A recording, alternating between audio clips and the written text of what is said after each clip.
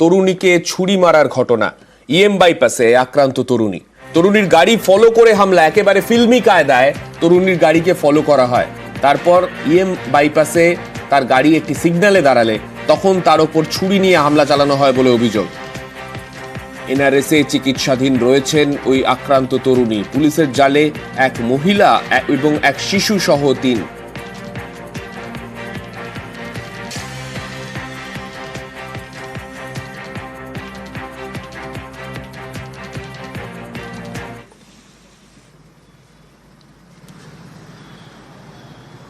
যে ছবি আমরা দেখতে পাচ্ছি গতকাল রাতের ঘটনা, ইতিমধ্যেই চাঞ্চল্য ছড়িয়েছে। ইএম বাইপাসে আক্রান্ত তরুণীর গাড়ি ফলো করে হামলা, ছুরি দিয়ে হামলা চালানো হয় বলে অভিযোগ। এনআরএসে চিকিৎসাধীন আক্রান্ত তরুণী।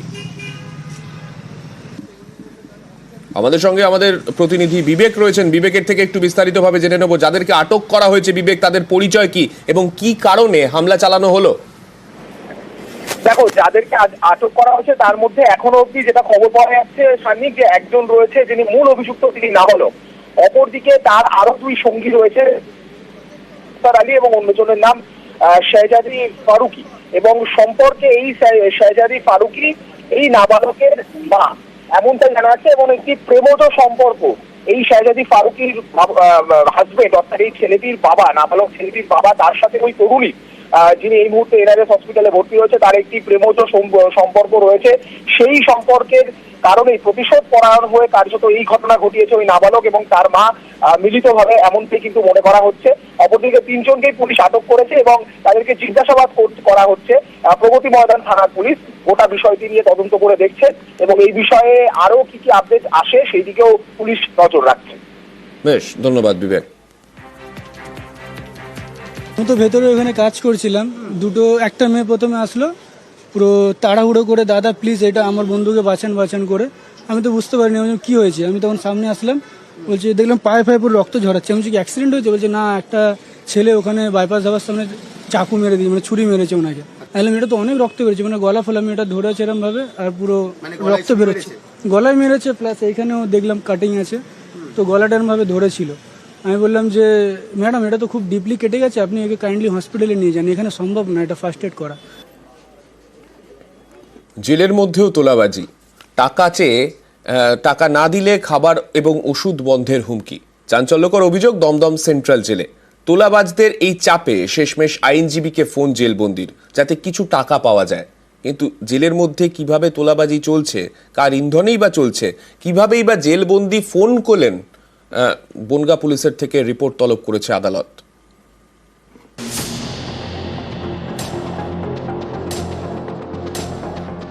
হ্যালো, আমি সঞ্জয় বলছি। জেল থেকে কিভাবে ফোন করছো?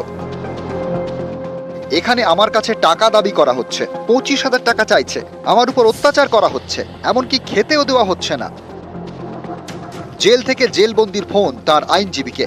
দমদম সেন্ট্রাল জেল থেকে বনগাঁ আদালতের আইনজীবী দীপাঞ্জয় দত্তর কাছে এই ফোন গিয়েছে বলে দাবি। আইনজীবী জানান, গত সোমবার তার মক্কেল সঞ্জয় বসু জেল থেকে তাকে ফোন করেন। হ্যালো, আমি সঞ্জয় বলছি। জেল থেকে কিভাবে ফোন করছো? এখানে আমার কাছে টাকা দাবি করা হচ্ছে, 25,000 টাকা চাইছে, আমার উপর অত্যাচার করা হচ্ছে, এমনকি খেতেও দেওয়া হচ্ছে না। এভাবে টাকা দেওয়ার কোনো প্রয়োজন নেই, আমি বিষয়টি দেখছি, প্রয়োজনে আদালতে বিষয়টি জানাচ্ছি। এখানে সকলকেই টাকা দিতে হয়, তা না হলে অত্যাচার চলে। একটা ইউপিআই নম্বর দিয়েছে, সেই নম্বরে টাকা পাঠাতে হবে। আমি বিষয়টা দেখছি। এ বিষয়টি বনগাঁ আদালতে জানান আইনজীবী দীপাঞ্জয় দত্ত, যার ভিত্তিতে পুলিশের থেকে রিপোর্ট তলব করেছেন বিচারক। সাব কালেকশনের হোমের থেকে তাকে দিয়ে একটি নাম্বার থেকে বারংবার ফোন করা হচ্ছে এবং ফোন করে বলা হচ্ছে যে তাকে সঠিকভাবে খেতে দেওয়া হচ্ছে না, তাকে হুমকি দেওয়া হচ্ছে, ভয় দেখানো হচ্ছে। আমার ফোন আসে, পরিষ্কার বলা হয় যে 25,000 টাকা তাকে পাঠাতে হবে। আমি সমস্ত ঘটনা লার্নেড এসিজিএম বনগাঁর কাছে এফিডেভিট আকারে জমা করি এবং এসপি বনগাঁ পিডিকে ডিরেকশন দেন ইমিডিয়েট রিপোর্ট দেওয়ার জন্য।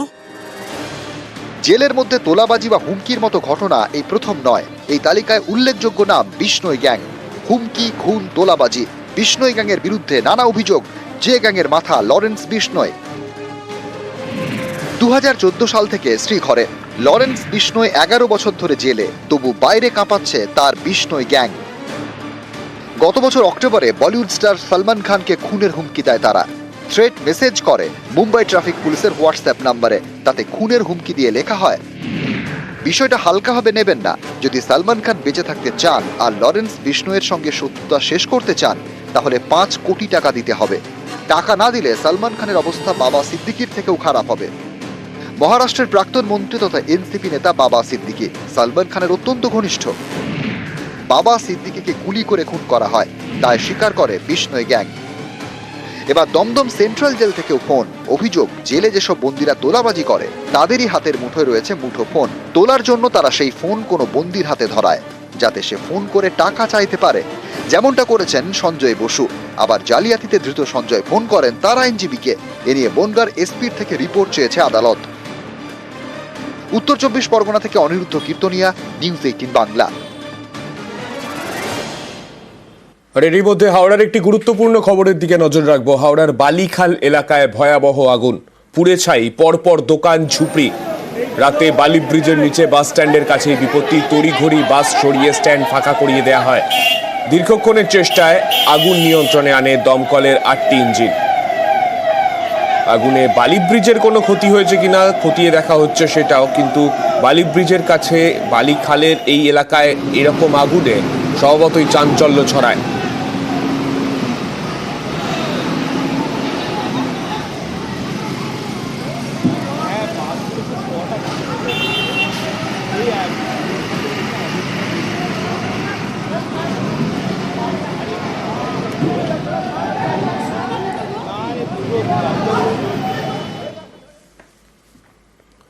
ট্যাংরায় হেলা বাড়ি, পাশেই বেআইনি নির্মীয়মান বাড়ি।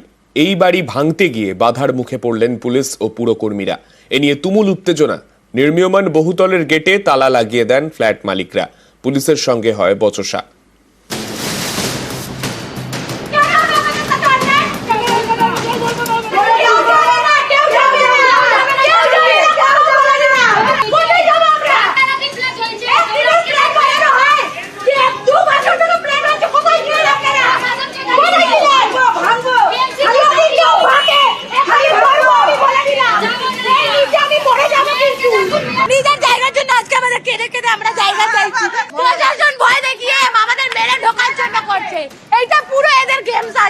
আমি বুঝে গেছি, আমি ঢুকতে দেব না। শুধু বিল্ডিং ভাঙার কাজ যাচ্ছে আপনাদের। মেরে দিন, মেরে ফেলে ঢুকে যান, করে দিন যা করার, যান করে দিন, চলে আসুন।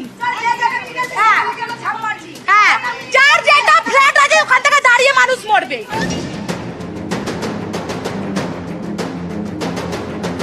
ট্যাংরার ক্রিস্টোফার রোড, এখানেই পুষ্পাঞ্জলি অ্যাপার্টমেন্ট, 6 তলা বাড়ি।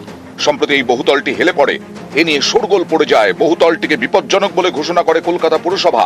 বহুতলের নোটিশও সাঁটানো হয়। বহুতলটি হেলে পড়ে পাশের নির্মীয়মান বাড়ির একেবারে গায়ে। এই নির্মীয়মান বহুতলের দিকেও নজর পড়ে পুরসভার ইঞ্জিনিয়ার এবং যাদবপুর বিশ্ববিদ্যালয়ের বিশেষজ্ঞরা গিয়ে খতিয়ে দেখেন। পুরসভার দাবি, নির্মীয়মান এই 6 তলা বাড়িটি বেআইনিভাবে তৈরি হচ্ছে, তাই এটা ভেঙে ফেলার সিদ্ধান্ত নেয় পুরসভা। ওর ড্যামেজটা হচ্ছে পাশের বাড়ির ইয়ের জন্য। তো আমরা এবার নির্ণয় নিয়েছি পাশের বাড়িটা যেটা ইলিগাল, যেটা নোটিশ সেই অগাস্ট থেকে দেওয়া ছিল, 408 করে সেটাকে ভাঙা স্টার্ট করব। ওই বাড়িটা ভেঙে দিলে হয়তো এই বাড়িটা, তারপরে স্ট্রাকচার ইঞ্জিনিয়ার হয়তো স্টেবিলিটি দিতে পারে। বলা হচ্ছে নোটিশ দিয়েছে, কিন্তু দিদিভাই যদি নোটিশ দেওয়া হতো তাহলে কি আমরা পাগল? আমরা তাহলে কি এটা নিয়ে প্রোটেস্ট করতাম না? এখানে পাশেরটাই দেখতে পাচ্ছেন আপনি, নোটিশ টাঙানো আছে, এখানে কোনো নোটিশ টাঙানো নেই। আর আমরা কি করব? আমরা কোথায় যাব?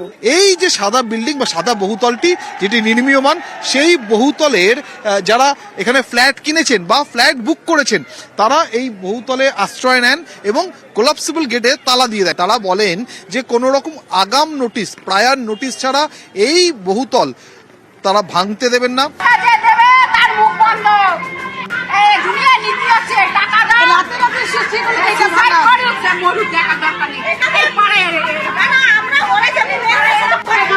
কর্পোরেশন থেকে যখন ভাঙতে এসেছে, নোটিশ কোথায়? নোটিশ কোথায়? হাতে গেলে নোটিশ নেই কেন? মেয়র যখন ওখানে এসে ফেসলা করলো, দাঁড়িয়ে থেকে বলে গেল, তাহলে ওনাকে আমাদের সামনেও আসতে হবে। এলাকায় পৌঁছলো পুলিশ। বিক্ষোভকারীদের বোঝানোর চেষ্টা করেন, কিন্তু লাভ হয়নি।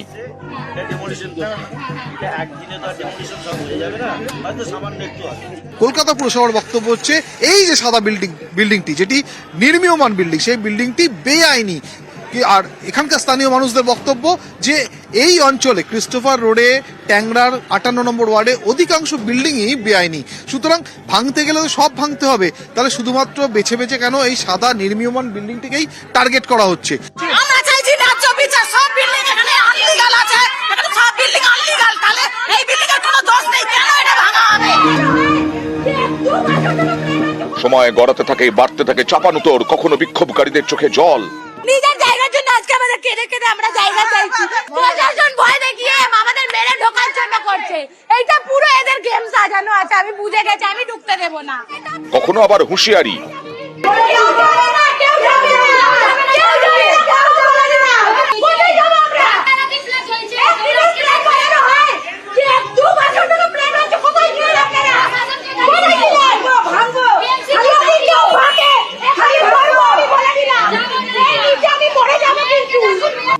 বিক্ষোভের মুখে শেষমেশ ফিরে যায় পুলিশ ও পুরসভা। নিউজ 18 বাংলা।